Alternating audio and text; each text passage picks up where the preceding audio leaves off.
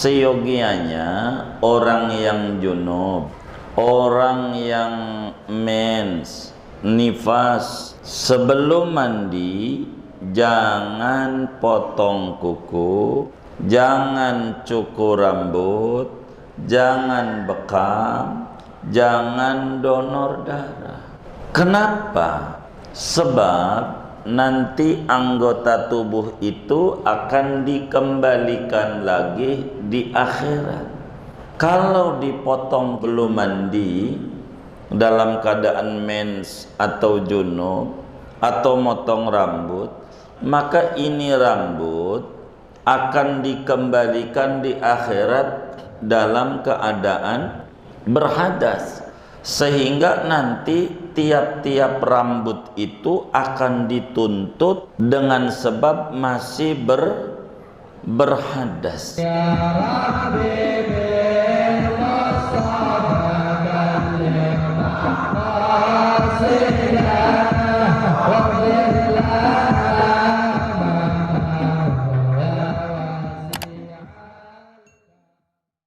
Assalamualaikum warahmatullahi wabarakatuh.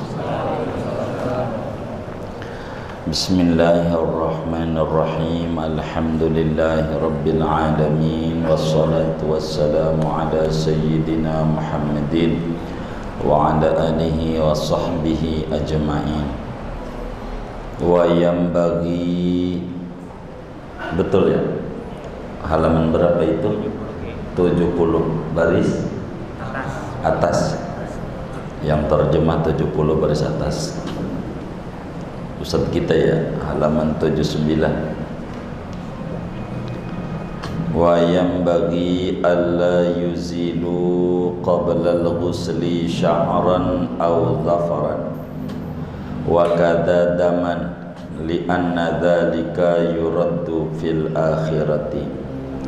Dan seyogianya bahwa tidak menghilangkan oleh mereka sebelum mandi akan rambutnya atau kukunya, dan begitu pula akan darahnya. Li'anna dzalika, karena bahwa yang demikian itu rambut, kuku, darah, yuraddu, yaitu akan dikembalikan yang demikian itu fil akhirati junuban, di akhirat padahal junub, yakni dalam keadaan junub. Wajaza takasyufun lahu ailil ghusli fi khalwatin. Wajaza, dan boleh, takasyufun, oleh membuka telanjang bagi orang, bagi mandi, yakni lil ghusli, karena mandi, fi khalwatin, pada tempat sunyi, au bi hadrati man yajuzu nadharuhu ila auratihi, atau di hadapan orang yang boleh oleh memandangnya dia kepada auratnya, kazaujatin, seperti istri, wa amatin, dan hamba sahaya.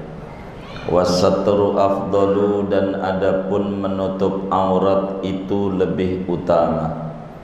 Wa haruma, dan haram oleh takasyuf, membuka aurat, in kana samma man yahrumu nadharuhu ilaiha, jika ada di sana tempat oleh orang yang haram oleh memandangnya orang kepada auratnya. Kama haruma fil khalwati bila hajatin, sebagaimana haram oleh membuka aurat dalam tempat sunyi tanpa ada hajat. Wa halla fiha li adna gharadin, dan boleh oleh membuka aurat pada tempat sunyi karena serendah-rendahnya tujuan. Kama ya'ti, sebagaimana nanti akan datang penjabaran boleh dan tidaknya pada bab syarat sah salat. Wallahu a'lam bissawab. Bapak, Ibu, saudara-saudara sekalian yang mulia, pada malam hari ini kajian kita akan menutup pembahasan tentang mandi. Sudah tidak akan membahas lagi selepas malam ini kajian mandi.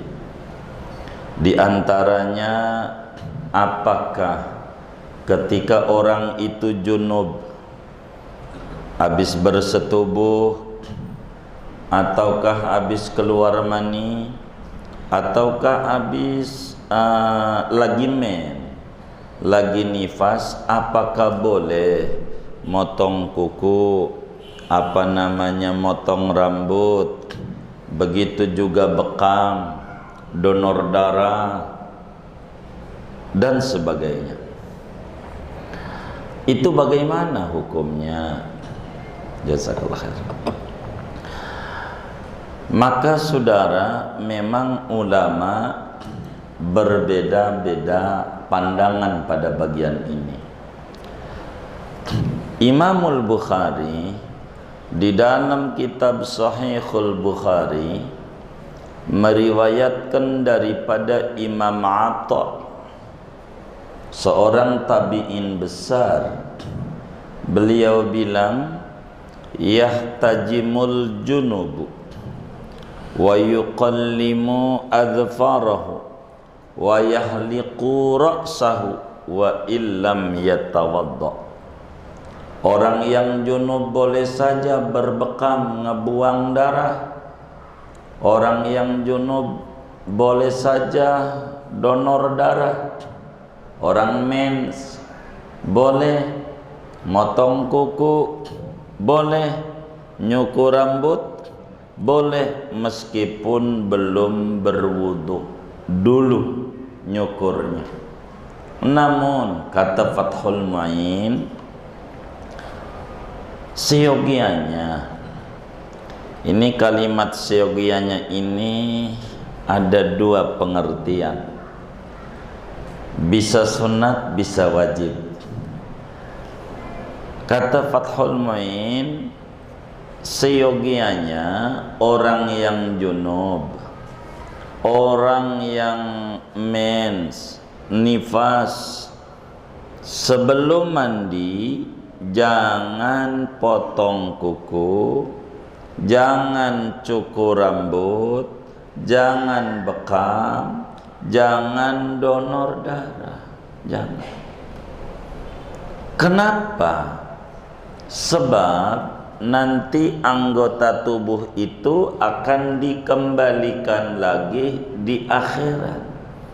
Kalau dipotong kita punya kuku belum junub, belum mandi, dalam keadaan mens atau junub, atau motong rambut, maka ini rambut akan dikembalikan di akhirat dalam keadaan berhadas, sehingga nanti tiap-tiap rambut itu akan dituntut dengan sebab masih berhadas. Begitu, bakal dia mencaci maki pelakunya, orang yang motong kuku, motong rambut, dan seterusnya. Berbeda ketika tidur rambutnya rontok, ya nggak usah dicari-cari, mana kamarnya gelap, ya kan? Begitu, spraynya warna hitam, puyeng juga, jangan dibikin susah. Tapi kalau dia tidak, jangan sampai kukunya dipotong sebelum masih berhadas besar. Rambutnya jangan.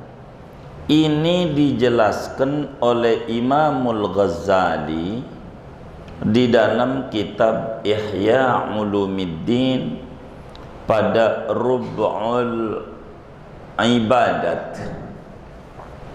Kitab Ihya itu dibagi 4 oleh Imam Ghazali. Ada Rub'ul Ibadah, ada sesi adat kebiasaan sehari-hari, ada muhlikat, sifat-sifat yang membinasakan orang, dan munjiat, ada sifat-sifat yang menyelamatkan orang. Itu ada 4. Di Ihya Ulumuddin, Imam Ghazali ini ulama besar mazhab Syafi'i, lahir tahun 450 Hijriah, meninggal tahun 505 Hijriah. Imam Ghazali bilang jangan kalau lagi begitu lagi junub, jangan potong kuku, jangan potong rambut, jangan buang darah kalau masih sebab nanti di akhirat akan dikembalikan dalam keadaan junub, dan itu cukup menjadi cercaan kita, penghambat kita. Tapi ulama lain tidak. Bagaimana ini menyoroti ini? Maka seyogianya kita amalin aja. Andai ternyata kata ulama lain, contoh Ibnu Taimiyah saja bilang dalil syar'inya ini saya belum tahu, kata Ibnu Taimiyah itu mengomentarinya terkait larangan ini. Ibnu Taimiyah bilang begitu. Terlepas bahwa itu Ibnu Taimiyah sendiri termasuk orang enggak apa-apa.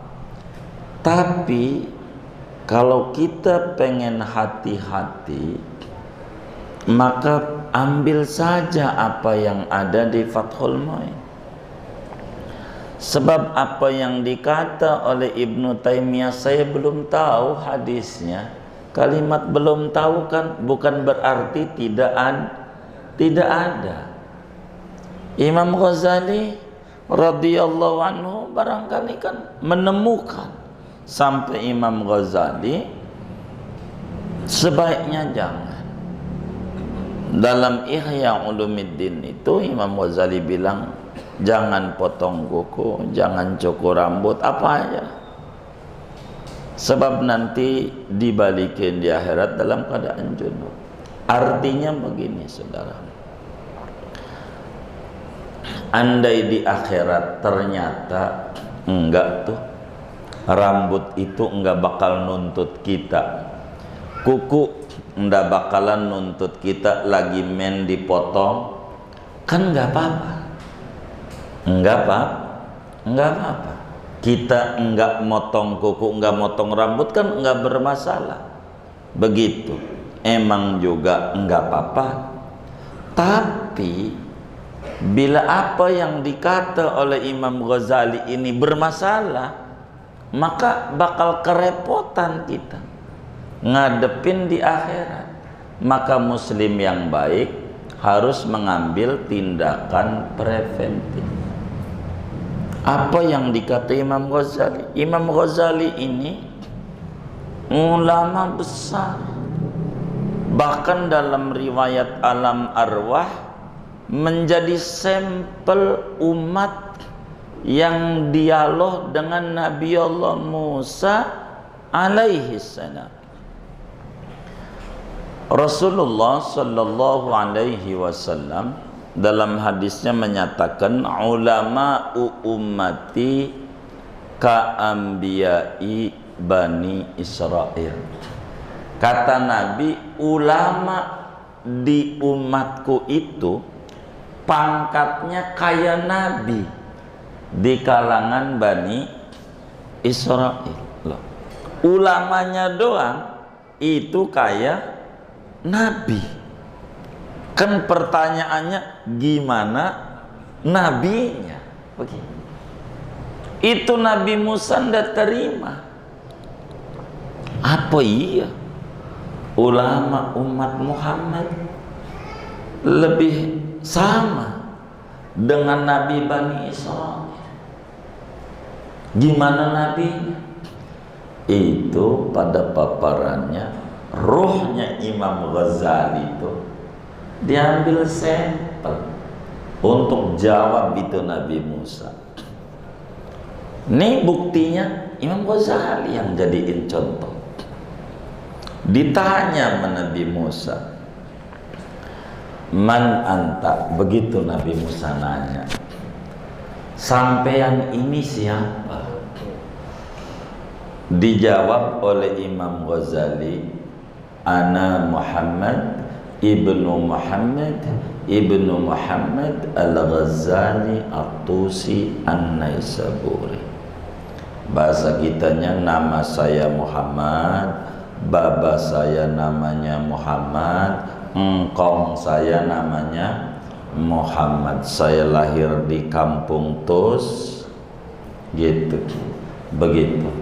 Saya punya bapak di kampung Ghazali, ada dua, ada Ghazali di negeri Tus dan kotanya Naisabur, dekat Iran, Irak udah ujung. Naisabur. Itu Nabi Musa waktu dijawab begitu ketawa. Ditanya, lima tadhak, kenapa engkau ketawa? Kata Nabi Musa, bahasa kasar kita, gue nggak nanya baba lu siapa, engkong lu siapa, lu lahir di kampung mana, kecamatannya apa, kotanya apa, begitu provinsinya apa, gua kagak nanya. Ngapa panjang-panjang amat jawab. Begitu. Kata Imam Ghazali menjawab, loh, sampean aja begitu jawabnya. Di Quran itu pada surat Thaha, Allah nanya, ma fi yaminika ya Musa. Kata Allah, Musa, yang di tangan kananmu itu apa? Nabi Musa jawabnya, qala hiya asai atawakka'u fiha wa uhussu biha ala ghanami wa liya fiha ma'aribu ukhra. Ketika ditanya oleh Allah di Gunung Sinai, apa yang di tangan kanan Musa?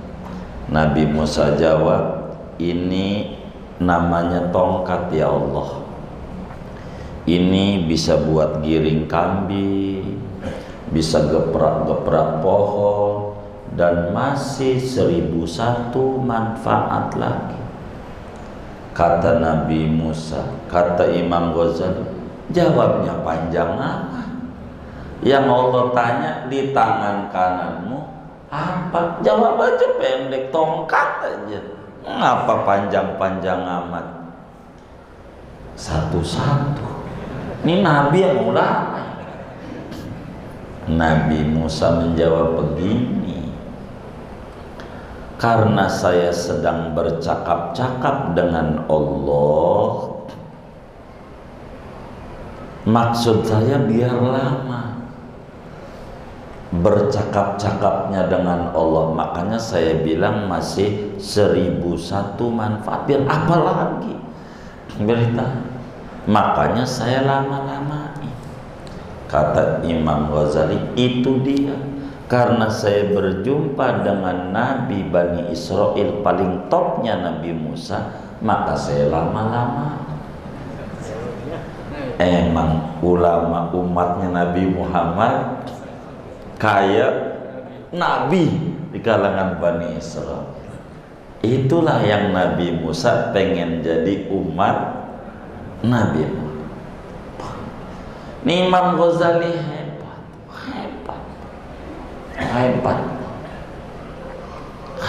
banget.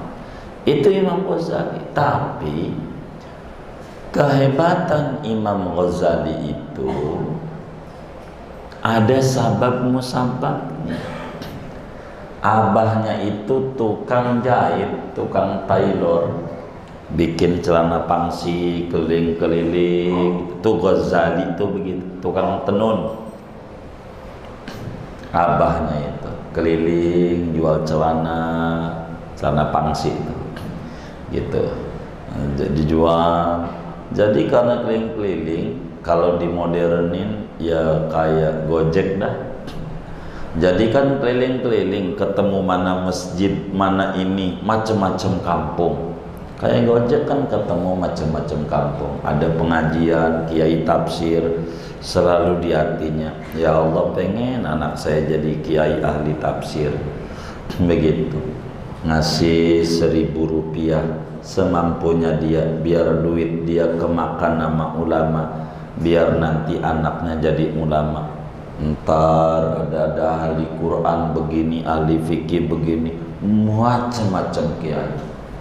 Itu begitu, makalah anaknya terwujud.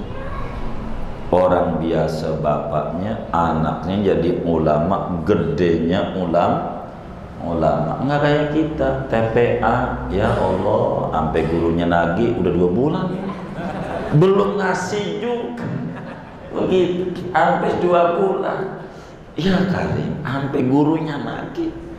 Begitu. Ada nggak kayak begitu tuh di TPA Al-Madinah?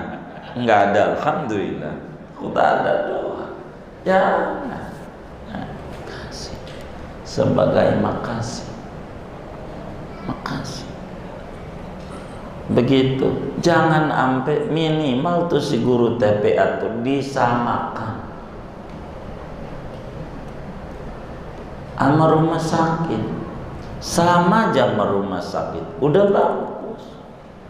Enggak usah ditinggikan.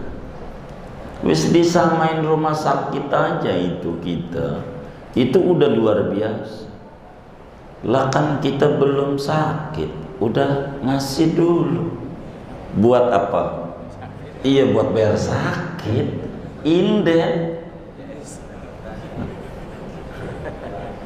Sampai malaikat bilang sama Allah, nih Allah, hambamu ini si Udin.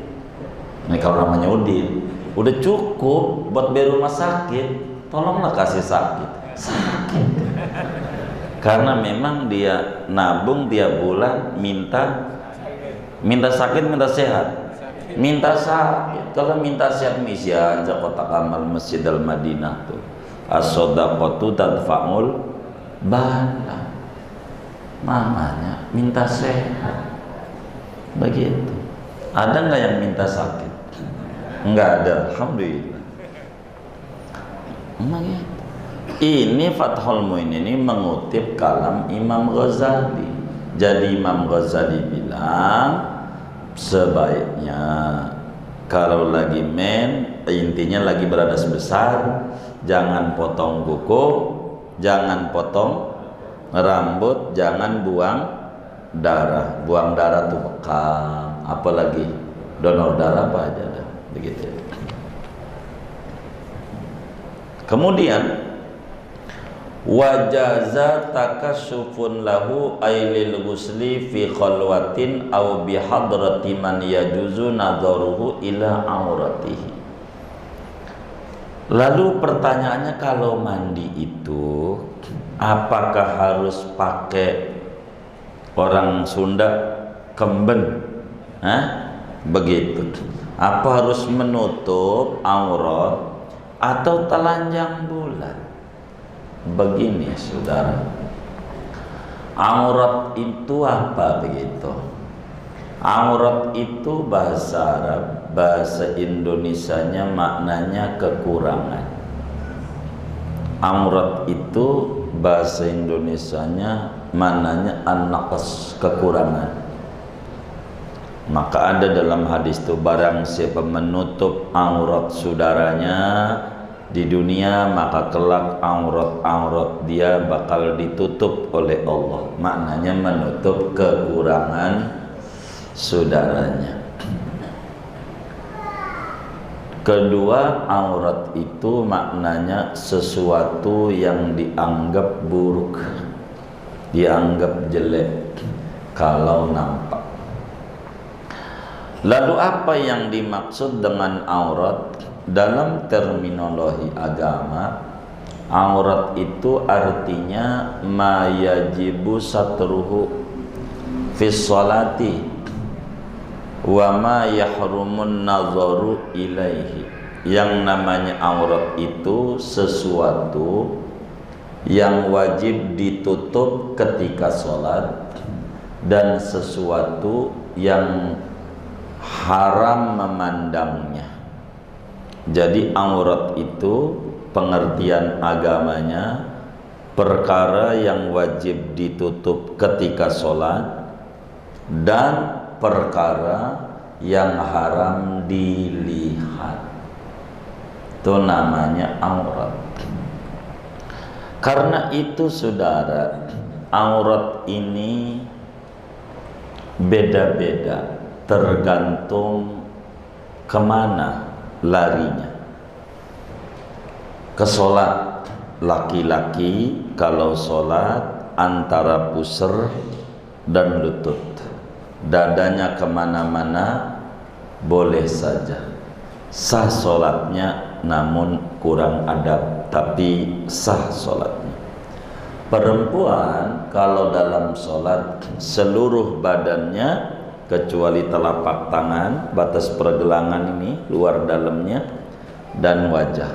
Jangan sampai ibu-ibu rambutnya keluar gitu, sehelai gitu di kerudungnya, jadi nanti sholatnya ndak sah. Itu sholat. Tapi aurat kalau binisbah kepada mahram, keluarga yang haram kita menikah, ibarat perempuan nama bapaknya atau kita laki sama ibunya, itu perempuan itu auratnya kalau di mahram antara pusar dan lutut. Ibaratnya perempuan dia anak, mohon maaf kelihatan abahnya, dadanya, enggak apa, enggak dosa begitu, karena mahramnya, abahnya gitu, ya kakaknya atau adiknya, dia di rumah mahram.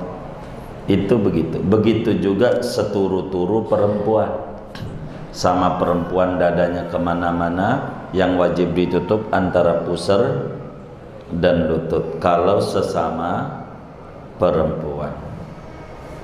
Begitu laki-laki antara pusar dan lutut. Kita yang muda senja janganlah pakai celana pendek gitu. Nah, beda kita udah di majlis, rada panjangan dikit dah makanya begitu. Kalau keluar rumah begitu, kita bedain begitu, jangan pendek sekali. Kalau dalam muamalah, berdagang, jual beli, itu antara wajah dan tangan, tidak apa-apa kelihatan. Jual beli biar kelihatan, takut salah doang begitu. Kalau mau ngebalikin yang mana ini, matanya doang kelihatan, kan susah juga. Yang beli tadi atau orang lain, cuman karena kelihatan mata balikin lagi, semua barang dibalik-balikin sama kita. Kalau untuk melamar, meminang, yang boleh dilihat wajah dan telapak tangan. Dari sini saja sudah cukup. Melihat nih perempuan tuh rajin apa enggak bisa kelihatan dari sini aja. Kalau urusan berobat sebatas kebutuhan aja. Perempuan mau suntik, kalau bisa dokter muslim perempuan, kalau bisa. Kalau enggak ada dokter kafir perempuan, kalau enggak ada baru dokter laki muslim. Muslim cuman ditemenin di ruang prakteknya tuh begitu, meriksa COVID aja sampai jadi pelecehan seksual di bandara begitu, jadi rame. Amang harus begitu.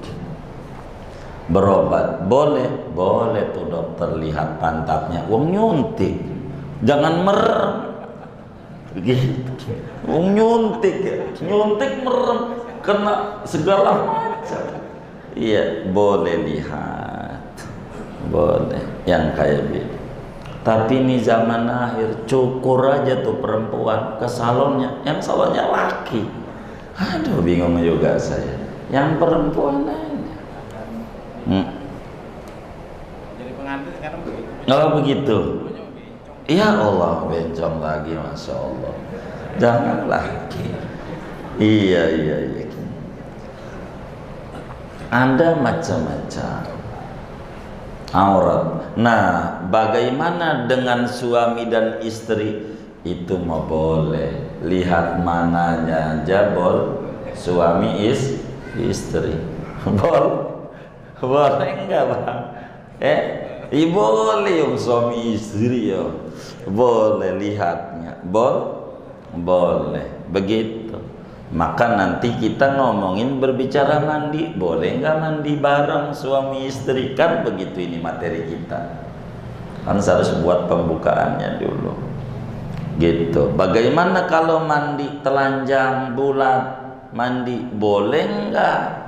Maka kata Fathul Muin, wajaza takasyufun lahu fi khalwatin. Boleh saja mandi telanjang bulat, asal di kamar mandi sendirian.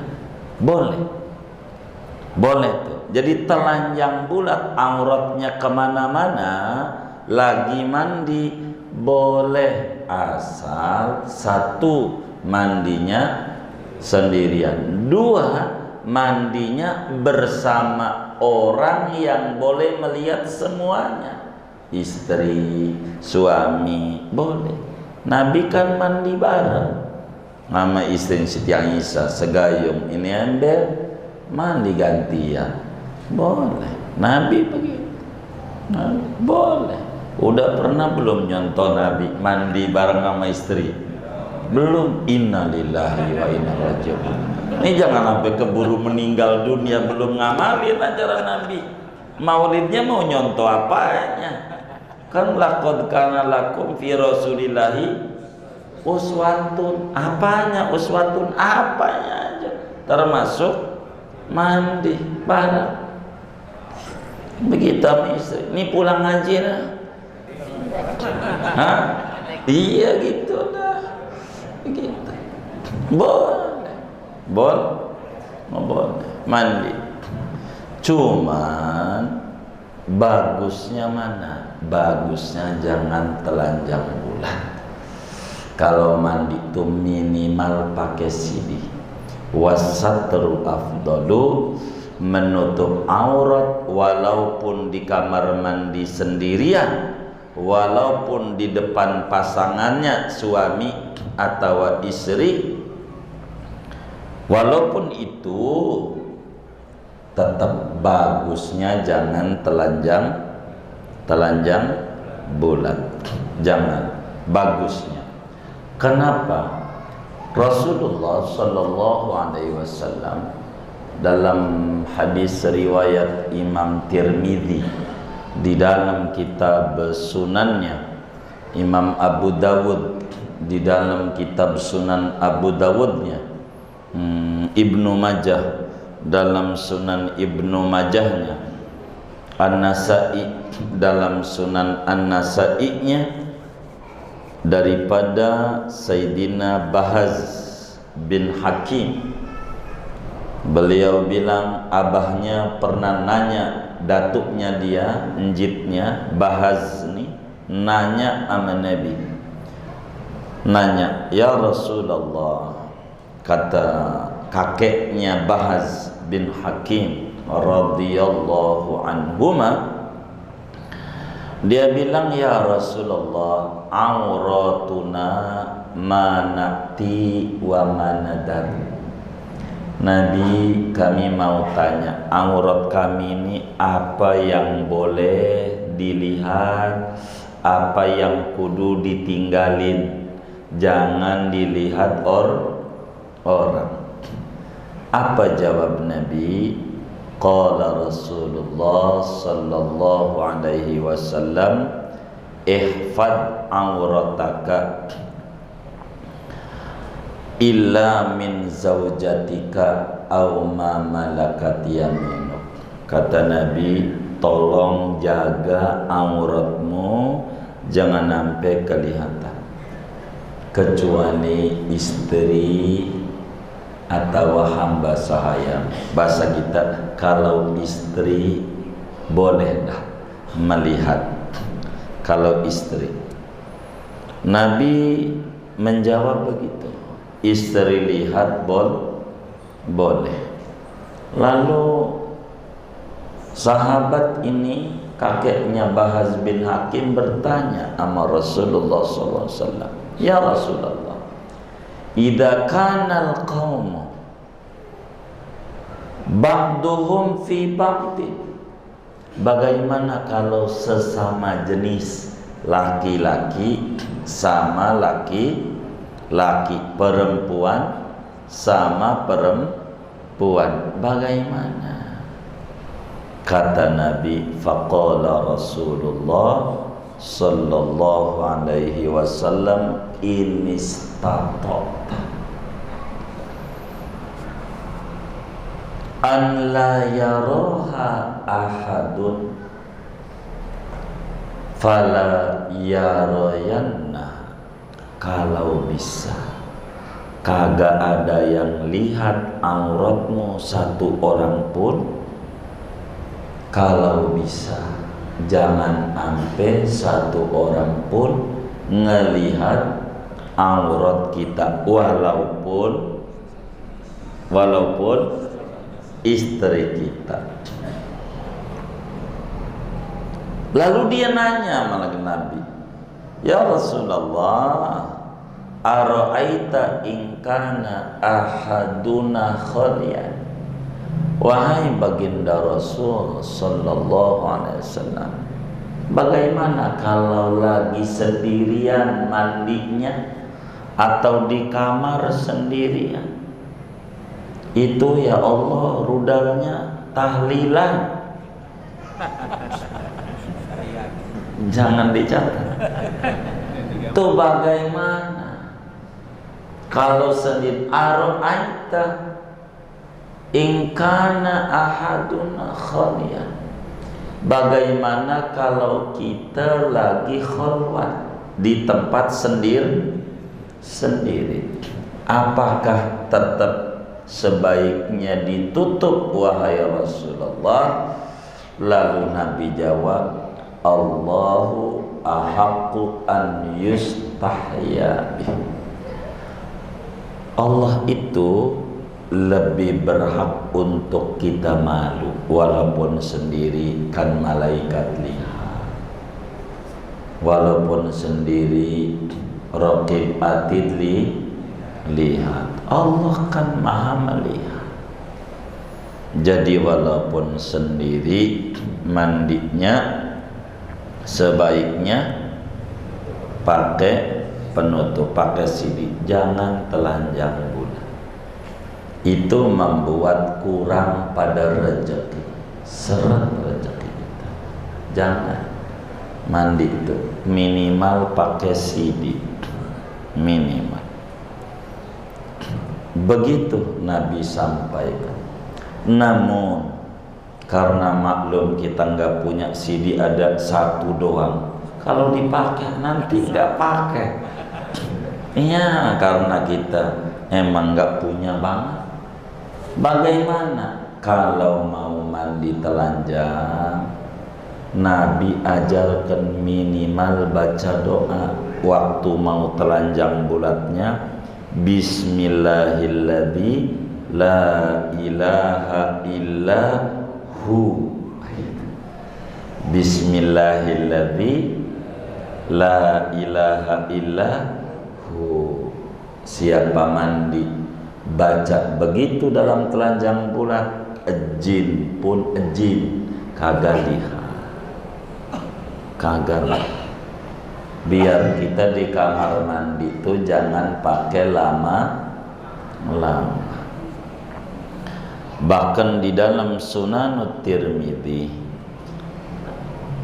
Imam Tirmidzi meriwayatkan hadis daripada Sayyidina Abdullah bin Umar bin Khattab radhiyallahu anhu. Kata Sayyidina Abdullah bin Umar, qala Rasulullah sallallahu alaihi wasallam, Nabi bersabda, iyyakum wa ta'arri, Kata Nabi, umatku ngati-ngati, awas jangan ampe Anda telanjang bulat, walaupun di kamar sendiri, bini nggak ada, anak nggak ada, mandi di kamar sendiri. Itu udah mereka mandi, jalan aja lah, kan ada CCTV. Itu siapa itu yang lagi tahlil itu? Fa inna ma'akum man la yufariquna. Karena kenapa jangan telanjang? Karena ada bersama kita malaikat yang tidak pernah berpisah dengan kita, raqib atid. Illa indal ghaid, kecuali ketika kita mohon maaf buang hajat. Wahina yuftir rajulu ila ahli, ketika bersetubuh malaikat. Karena itu fastahyuhum wa akrimuhum. Nah, kita punya rasa malu sama mereka dan hormati mereka. Adab muslim, jangan ampe telanjang bulat, jangan. Itu adab Islam. Jadi tapi boleh secara hukum, cuman secara adab kurang bagus, sehingga wasatru afdalu, menutup aurat lebih afdal. Waharuma, dan hukumnya haram telanjang itu auratnya kemana-mana bila ada orang yang haram memandang. Kayak kita di kolam renang, bukan mandi di kolam renangnya, auratnya aja dijaga. Jadi begitu, bukan nggak boleh, boleh aja. Apalagi yang orang ada suka apa, saraf kejepit segala macam, udah renang aja, nggak usah banyak obat-obat, renang aja udah. Renang tuh nggak mesti harus begini-begini, nggak mesti, jalan aja di air jadi. Itu perenggangan otot-ototnya bagus, nggak mesti begitu. Di kolam renang, ya kalau nggak bisa gaya bakul aja, blus. Jadi ada begitu. Ala kulli hal, haram aurat kita kalau dilihat orang yang haram jangan keluar rumah pakai celana pendek. Kita orang laki, tutup lantai bawah, pangsi begitu, yang rada panjang. Main sepeda boleh, tapi ditutup. Jangan sehat dohirnya, batinnya rusak jadi sakit. Silakan main sepeda, nggak apa-apa, boleh,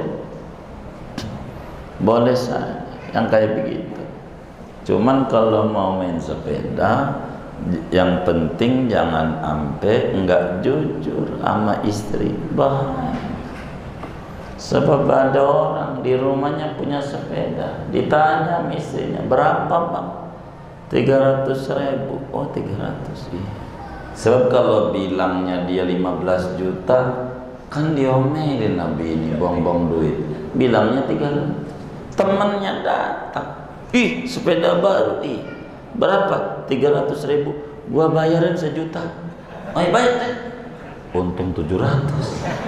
Kata bininya. Ya baik. Maka lakinya balik, sepeda mana? Saya jual. Berapa? 1 juta. Ini 300. Bilang lagi, innalillahi. Ini pas dulu. Gara-gara apa? Iya jangan.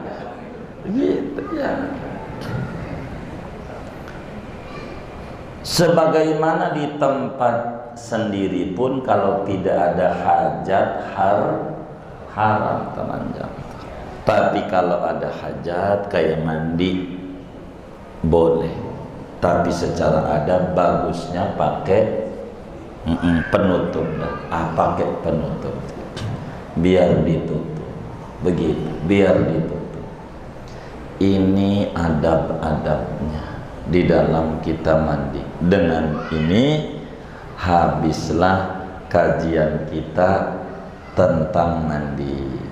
Kita akan memasuki syarat sholat yang kedua dari 5. Jadi Fathul Muin, syarat sholat itu ada 5. Yang pertama, suci dari hadas, baik hadas kecil maupun hadas besar, sudah segala macam dipaparin, kita akan masuk pada nanti syarat sholat yang kedua. Segini aja kajian kita. Ada yang ditanya mungkin dari materi ini atau di luarnya sebelum doa dipersilahkan. Allah a'lam. Baik, alhamdulillah para jemaah sekalian, kajian kita sudah disampaikan dipaparkan oleh guru kita. Mungkin ada yang ingin bertanya berkenaan tentang materi kita atau yang lainnya, yang persilakan sebelum ditutup. Ada? Ada. Ya, silakan.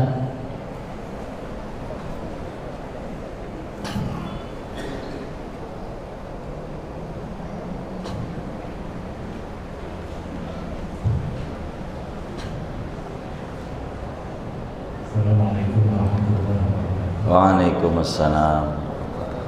Dulu kami bertanya sedikit tentang sunnah mandi. Di antara sunnah mandi itu ada salah satu mandi yang sunnahkan sunnah, yaitu mandi Jumat. Apakah mandi sunnah itu bisa ditakdir atau apakah misalkan pagi kita sudah mandi habis subuh, terus kita mau Jumat gerak kita mandi lagi, kira-kira apakah boleh kita takdir niatnya atau apakah ada hasilnya balik? Baik. Terima kasih.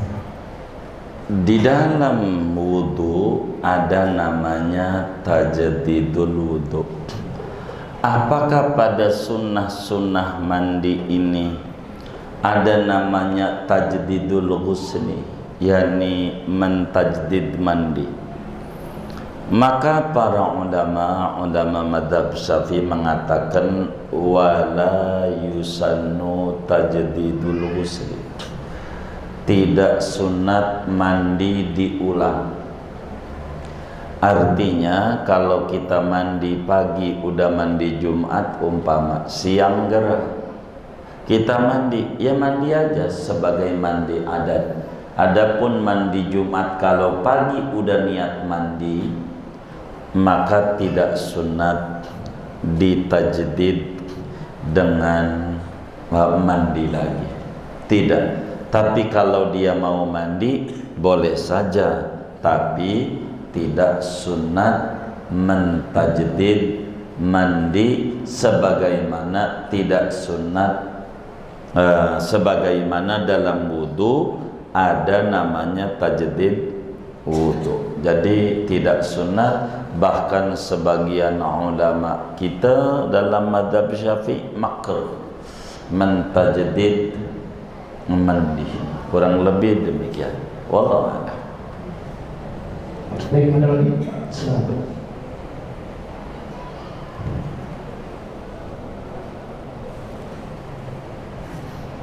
Assalamualaikum warahmatullahi wabarakatuh. Waalaikumsalam. Sehubungan dengan rumah sangat strategis ya. Dia rumah itu rumah yang saya punya kan. Ya rumah kamar mandi, ya tempat buang hajat segala macam. Sementara ketika kita mandi dengan dulu, itu kan banyak kita sebut sama Allah ya, dalam doa. Bagaimana itu menurut saya? Baik. Satu lagi boleh ya? Dalam sunnah mandi ada yang awal, sedang dan setelah mandi ya. Di awal itu adalah kita terutama bagian-bagian yang susah untuk kita sudah lakukan pembasuhan ya, sehingga nanti diharapkan tidak ada yang tidak terkena air. Pertanyaannya kayak niat mandinya itu saat di awal sunnah itu atau nanti pada saat kita mandi? Terima kasih. Assalamualaikum warahmatullahi wabarakatuh. Waalaikumsalam warahmatullahi wabarakatuh. Apa tuh yang pertama? Oh iya, baik. Bagaimana membaca doa-doa wudu, doa mandi, karena rumah kita rumahnya RSSS. Artinya di situ juga tempat nyuci, di situ juga tempat mandi, di situ juga tempat ngambil air buat masak, di situ juga, di situ juga, di situ juga. Ini bagaimana dengan doa? Ulama besar dari Mekah, Syekh Hasan Ayyub dalam kitab Al-Fiqhul Islam, beliau menjelaskan jangan sampai kita salah mengartikan jamban. Jamban atau Baitul Khola dalam bahasa Arabnya itu tempat buang hajat. Orang dulu suka di pinggir-pinggir kali itu ada tempat-tempat gitu, plung aja begitu. Ini hanya buat doang, cebok aja harus keluar. Nah, kalau kita punya rumah tuh bukan jamban. Ini yang harus kita pahami oleh muslim. Namanya disebut dalam bahasa Arabnya Dauratul Miyah. Gitu. Suka ada itu depan-depan Masjidil Haram. Dauratul Miyah. Cuman diterjemah bahasa Inggrisnya toilet. Ada tulisan toilet. Apa itu Dauratul Miyah? Ruang air. Kalau ngomong ruang air, maka kita wudhu di situ baca doa boleh. Yang penting jangan, mohon maaf, di kloset. Kan ini kloset, ini tempat wudhu, doa-doa segala macam, enggak apa-apa. Karena ruangan ini bukan jamban. Disebutlah bahasa Indonesianya kamar mandi. Artinya kamar enggak, buat mandi, buat nyuci, menyebut sebagian maksudnya seluruhnya. Kayak bakso, Pak, beli bakso dikasih pentolnya doang, antuk mau? Kagak, ada mangkoknya, ada soun, ada ini. Enggak perlu kita ngomong beli bakso dikasih soun, kasih mie, toge, saus. Kepanjangan gue juga ngerti ketika bakso di depan tuh. Begitu, udah bakso aja lah. Begitu. Nah, itu kamar mandi, itu kamar di antara fungsinya buat mandi, ngambil air masak, nyuci dan seterusnya. Di situ doa-doa tidak mengapa. Kenapa? Ini bukan Baitul Khola yang dimaksud dalam kitab. Ini namanya ruang air. Bahasa Indonesianya kamar mandi. Walaupun bukan mandi doang, ada wudhu, ada masak, ada nyuci, macam-macam. Maka doa di situ tidak mengapa. Kalau yang namanya jamban tuh tempat khusus ini mau yang rumahnya bukan RSS yang gede itu begitu, kurang lebih demikian. Nggak apa-apa. Terus apa yang kedua? Apa yang kedua? Nggak baik. Bagaimana niat mandinya kapan? Sebagaimana dijelaskan pada materi sebelumnya bahwa niat itu dalam mandi harus bareng pada badan kena air. Pertanyaannya bagaimana mengerjakan sunnah-sunnah mandi ini, kayak nyiram segala macam. Niatnya bagaimana? Ini namanya niat menunaikan sunnah-sunnah mandi, bukan niat.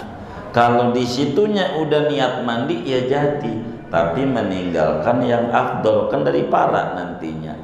Jadi niatnya ada double, niat mengerjakan sunnah-sunnah mandi, baru pas pahala, baru niat mandi biasa tuh.